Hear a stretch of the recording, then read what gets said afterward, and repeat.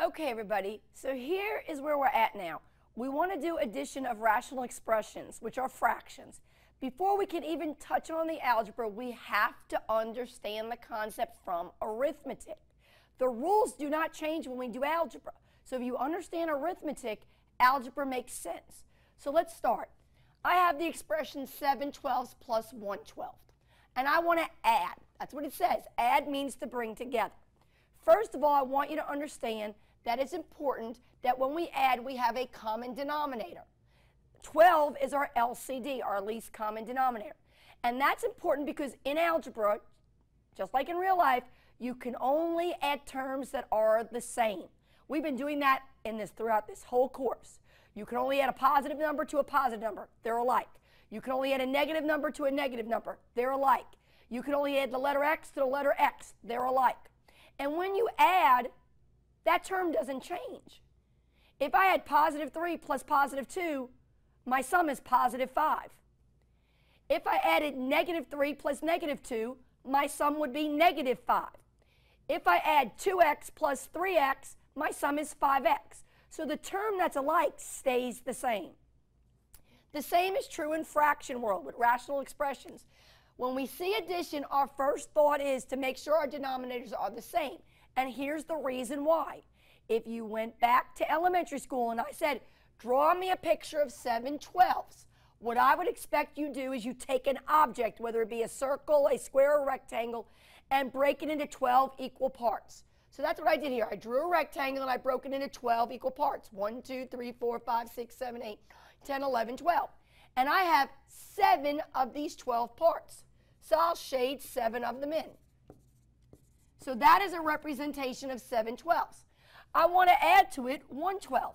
So if you understand what this fraction means, it means I started with a whole object and I divided that object into 12 parts. That's why 12 is called the divisor. It is the denominator of the fraction, but it's the divisor. It's what you divide it by. So I took another rectangle and I broke it into 12 equal parts. And the 1 in the numerator represents I have one of these parts. Now, physically speaking, I can add these 7 shaded areas with this 1 shaded area because they're all the same size. And the reason why they're all the same size is because the denominator made sure you divided both pictures into the same amount of equal parts. That's why you need a denominator to be the same in adding. Once you have the denominator the same, the rule is simple. Write the bottom, collect the top. You don't add 12 and 12. When you put these parts together, they're still going to be out of 12. If I take this part and physically add it over here, this picture is still broken into 12 equal parts. That's why the denominator stays the same. What you're adding are the numerators. I had 7 pieces out of 12. You had 1 piece out of 12.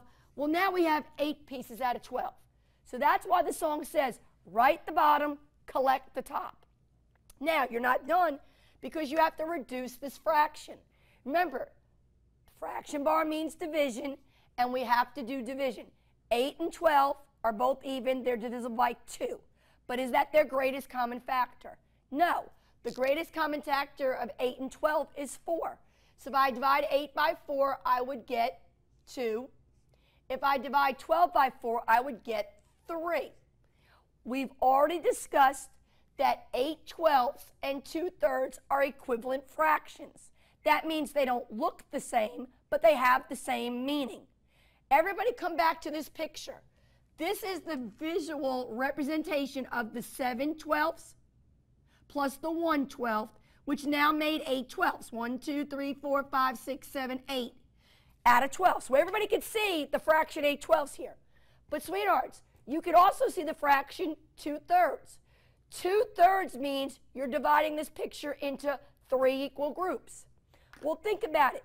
How can we divide this picture into 3 equal parts? I could look at each row. There's row 1. There's row 2. There's row 3. So if I look at each row, there are 3 rows. That's dividing the picture into 3 equal parts. How many of these rows are shaded in? Well, if you look, one whole row is shaded in, two whole rows are shaded in. That is why 2/3 is equivalent to 8/12. It's the same picture. And that's important that you understand the meaning behind fractions before we ever do algebra.